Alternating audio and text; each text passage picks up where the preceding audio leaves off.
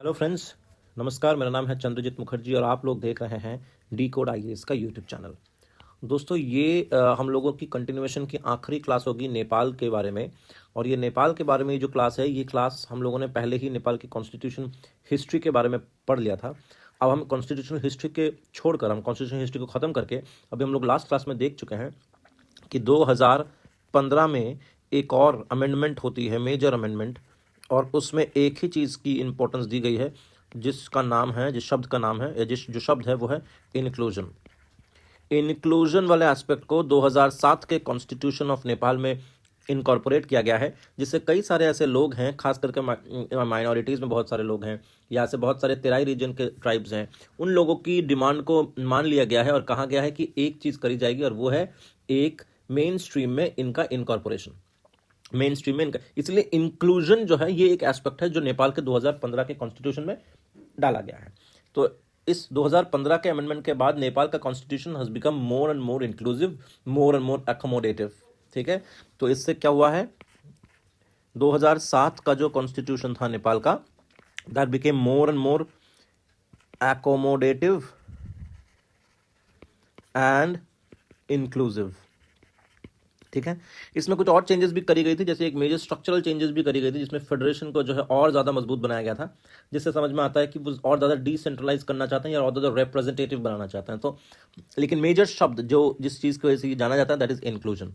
That's the only important aspect of 2015 constitution amendment. ठीक है, आगे बढ़ते हैं। इसमें से हमें कुछ कुछ चीज़ें जाननी पड़ेंगी। ये रहा आपके सामने नेपाल कॉन्स्टिट्यूशन ऑफ 2015, और ये इनके जो चीज़ें हैं, इनके जो टेबल ऑफ कंटेंट्स हैं, उसको पहले देख लेते हैं। सबसे पहले हम लोगों को पढ़ना है preamble. Preamble is nothing but a kind of an introduction to the constitution. Preamble helps us to understand the nature of the state, सिर्फ इतना ही नहीं, it also helps us to understand the objectives that the state wants to achieve. ठीक है, ये दोनों चीज़ें पता चल जाती हैं प्रियम्बल पढ़ के। दूसरी चीज़ जो है वो ये है कि कुछ प्रिलिमिनरी करके एक पार्ट 1 में है, इसके अंदर नेपाल के कॉन्स्टिट्यूशन के बारे में, या जैसे मैंने कहा स्टेट ऑफ नेपाल के बारे में कई सारी चीज़ें हैं। ठीक है, तो उसको हम लोग पहले देख लेंगे प्रियम्बल के बाद। उसके बाद हम लोग आ जाएंगे ये फंडामेंटल राइट्स और ड्यूटीज़ पे। यहाँ पे देखिए, ये इंडिया के साथ वेरी कर रहा है। इंडिया में duties is a different part. Duties in India is in a different chapter and different part. हमारे इंडिया में जो ड्यूटीज़ हैं वो फंडामेंटल राइट के साथ पार्ट 3 में नहीं है, इसीलिए हमारे यहाँ पे फंडामेंटल राइट्स जो है वो उसका औहदा बड़ा है। अगर कभी भी किसी भी तरीके का कन्फ्यूजन होता है या किसी भी तरह से कॉन्फ्लिक्ट होता है between fundamental rights and fundamental duties, then fundamental rights will prevail. ये हमारे देश की बात बता रहा हूँ मैं।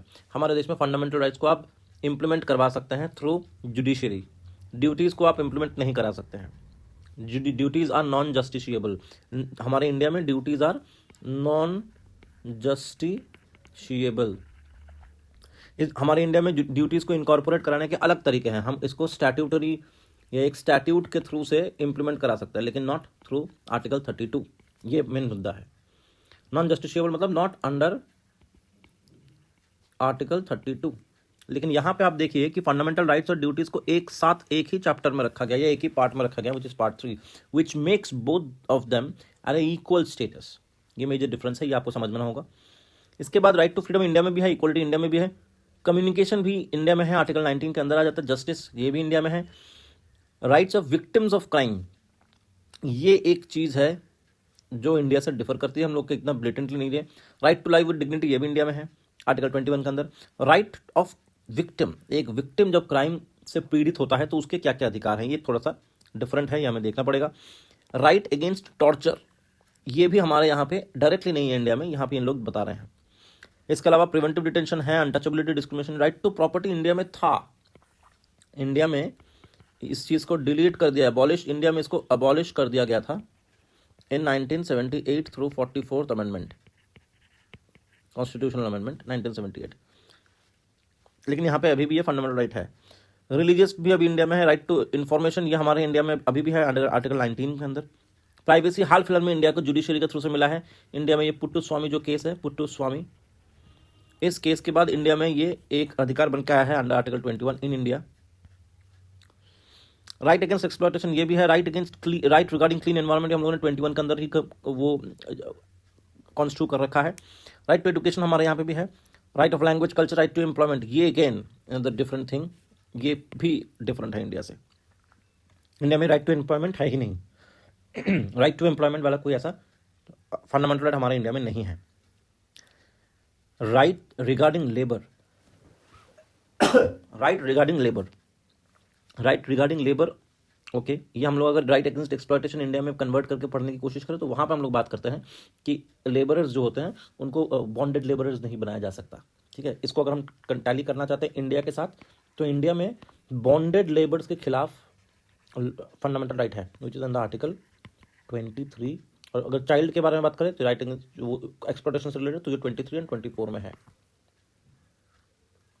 लेकिन जो चीज़ें इंडिया से डिफरेंट बना देती है उसे वो एक और ये है, राइट टू हेल्थ केयर, ये भी अलग सा एक चीज़ है। राइट टू फूड आता है, राइट टू हाउसिंग, देखिए ये एक और चीज़, मतलब इन लोगों ने कुछ डीपीएसपी के सरकार के कुछ दायित्व भी इसके अंदर डाल दिया है। राइट ऑफ वुमेन ये अलग से नहीं आता है हमारे इंडिया में, क्योंकि हम लोग एक ही के अंदर उसको कॉन्स्टिट्यूट करते हैं, जैसे सिटीजन बोल दिया या ऑल पर्सन्स बोल दिया, तो पर्सन्स के बीच में हम लोग वुमेन को कंसिडर कर लेते हैं। इन लोगों ने स्पेसिफिकली वुमेन, दलित, चिल्ड्रन, सीनियर सिटीजन, इस तरीके से इन लोगों ने डिफरेंस की, social justice, social security.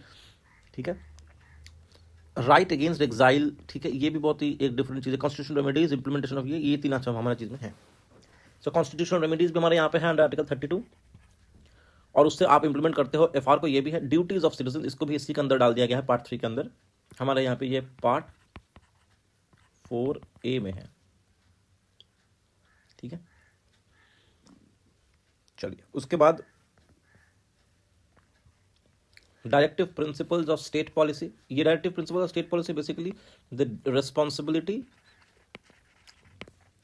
Rather moral responsibility of the state, इसको डीपीएसपी बोलते हैं। तो इसमें कुछ स्टेट्स की रिस्पॉन्सिबिलिटीज हैं, जैसे to be the guiding principle, directive principles, state policies, obligations of the state, submitting report, provisions regarding monitoring, questions not to be raised in the court. ठीक है, इसका मतलब इसको भी डीपीएसपी को भी नॉन जस्टिशिएबल रखा है यहाँ पे, जैसे इंडिया में है। इंडिया में भी डीपीएसपी नॉन जस्टिशिएबल है। ठीक है, तो देखते हैं ये सब क्या है। चलिए शुरू करते हैं प्रियम्बल से।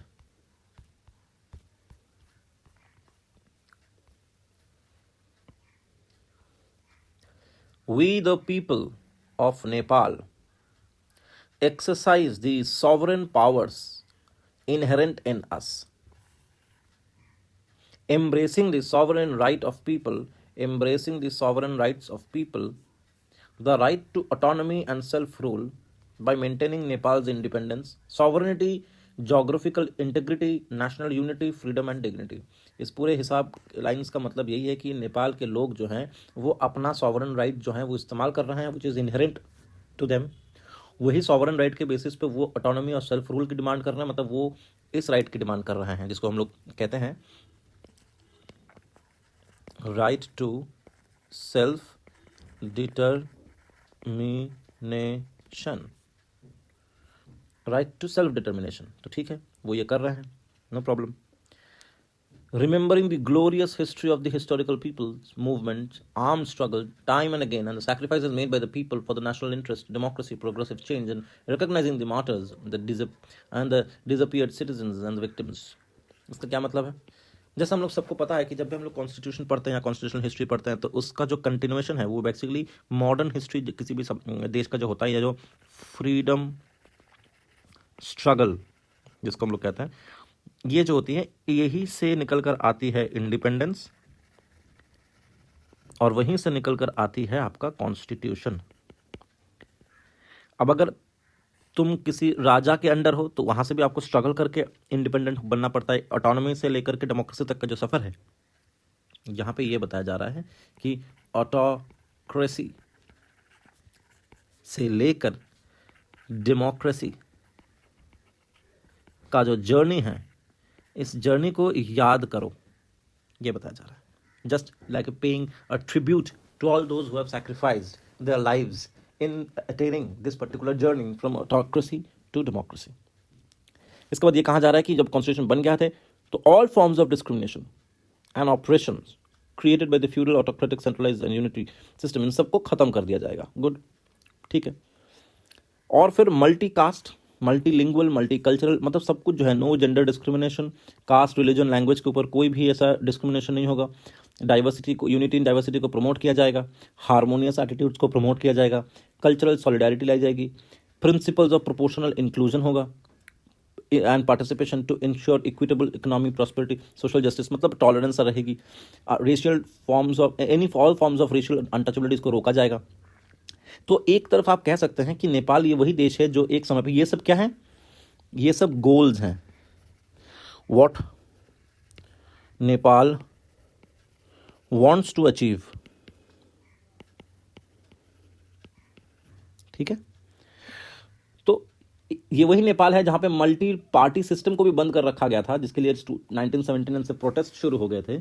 वही आज मल्टी कास्ट लिंगुअल की बात कर रहा है. ठीक है. Expressing commitments to create the base of socialism by adopting democratic norms and values including people's competitive multi party democratic government system. तो अपना कमिटमेंट बता रहे हैं कि नेपाल की सरकार क्या कमिट करती है to create a base of socialism, जहां सब लोग जो है पार्टिसिपेट कर सके. This is another thing that they want to achieve. Now therefore, in order to fulfil the aspirations of the perpetual peace, good governance, development and prosperity through the medium of federal democratic republican system of governance, hereby we promulgate this constitution through the constituent assembly. ठीक है, इसमें कोई doubt नहीं होना चाहिए. अच्छा, aspiration वाली जो बात है ना, एस्पिरेशन, ये एस्पिरेशन से इंपॉर्टेंट एक शब्द आ जाता है. आप लोग इसको ध्यान में रखिएगा कि क्या कॉन्स्टिट्यूशन एक पर्टिकुलर देश का रिपोर्ट कार्ड है. प्रियम्बल जो है, क्या ये रिपोर्ट कार्ड है, जो एक देश का report card, in the sense जैसे रिपोर्ट कार्ड में क्या होता है कि एक बच्चे का परफॉर्मेंस देखा जाता है. तो क्या प्रियम्बल या कॉन्स्टिट्यूशन एक चेक एंड बैलेंस की तरह है, जो हमारे एस्पिरेशंस को फुलफिल करने के पीछे हम लोग ने जो भी मेहनत करी उसको देखता है कि कितना दूर तक हम आगे बढ़ पाए हैं. क्या वो हमारे एस्पिरेशंस को आइडेंटिफाइड ढंग से कर पाती है. Aspirations of home, aspirations of the citizens. ठीक है. तो ये रहा प्रियम्बल ऑफ नेपाल. अच्छा, constitution is the fundamental law of the land. ठीक है. अब देखिए यहां पे क्या होता है, अब समझने की कोशिश करेंगे हम लोग. जो कोर है, जैसे मान लीजिए ये यहां पे, ये मान लीजिए सी है और ये मान लीजिए डी है. तो वेन डायग्राम के हिसाब से all C is D but not all D is C, है ना. ये जो छोटा गोला है, ये पूरा छोटा गोला डी के अंदर है, लेकिन डी पूरे छोटे गोले के अंदर नहीं है. डी का कुछ पार्ट सी के अंदर है. करेक्ट. अगर हम सबको कॉन्सेंट्रिक सर्कल्स के हिसाब से देखें तो कहने का मतलब यह है कि जो कॉन्स्टिट्यूशन होता है फंडामेंटल क्यों है, क्योंकि कॉन्स्टिट्यूशन जो है ना, ये एक बड़े सर्कल की तरह है, एक छतरी की तरह है. जैसे छतरी होता है ना, एक छतरी की तरह है. अब इस देश में, हमारा ही देश ले लीजिए या नेपाल का ये कॉन्स्टिट्यूशन ले लीजिए, छतरी इन द सेंस हर एक लॉ जो भी बनाया जाएगा वो इस छतरी के नीचे होगा. अगर कोई लॉ इस छतरी के प्रिंसिपल्स के बाहर जाता है, that would be unconstitutional and void. ठीक है. इसीलिए हम लोग फेडरल कॉन्स्टिट्यूशन सिस्टम में हम लोग ये कॉन्स्टिट्यूशन को fundamental law of the land कहते हैं, because it helps to maintain the constitutionality of a legislation. ठीक है. इसको कहीं ज्यूरिस्प्रूडेंस में, मतलब फिलोसफी ऑफ लॉ में, कॉन्स्टिट्यूशन को ग्रैंड नॉर्म भी बोला जाता है. ठीक है. It shall be the duty of every person not citizen. Every person, जो भी नेपाल में रहेगा उसकी ये जिम्मेदारी रहेगी टू अपहोल्ड दिस कॉन्स्टिट्यूशन. ठीक है. The sovereignty and the state authority of Nepal are vested in the Nepali people because of this self rule, the use of which shall be provided for them, the use of which shall be as provided for in this constitution. मतलब वही election के procedure के बारे में बात कर रहे होंगे हम लोग, उस चीज़ को देखेंगे कि सरकार बनाते कैसे. Nation, multi ethnic, multilingual, multi religious, multi cultural, common aspirations of people living in diverse geographical region and being committed to and united by bond of allegiance of national independence, territorial integrity, national interest, prosperity of Nepal. All the Nepali people collectively constitute the nation. यहाँ पे मैं आपको एक चीज़ बताना चाहूँगा कि treaty of Westphalia 1648 के बाद the concept of nation state came up, ठीक है, और फिर स्लोली एक और चीज़ बनाई जिसका नाम है नेशनलिज्म. यहाँ पे आप लोग देख पा रहे होंगे एक चीज़ लिखा हुआ है कॉमन एस्पिरेशन, ठीक है. अब हम उन दोनों को समझते हैं.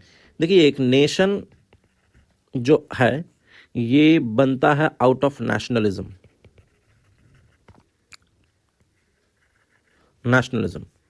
और जो स्टेट है ये हमें पता है ये बनता है बेसिकली 4 चीज़ों से: पीपल या population, territory, government, rule of law. और ये पीपल में, इस पीपल में अगर हम लोग यहां से कलर चेंज करें, इस पीपल में ये चीज होनी चाहिए नेशनलिज्म, तभी ये स्टेट नेशन स्टेट में तब्दील होगा. और नेशनलिज्म क्या है? अ kind of belongingness, a kind of belongingness. ठीक है, आगे बढ़ते हैं. Nepal is an independent, indivisible, sovereign, secular, inclusive, democratic, socialism oriented, federal democratic Republican state. ये वाली चीज हमारे इंडिया में कैसे लिखी गई है? अगर हम लोग इसको इंडिया के साथ कंपेयर करें तो इंडिया में लिखा गया, we the people of India having solemnly resolved to constitute India into a sovereign,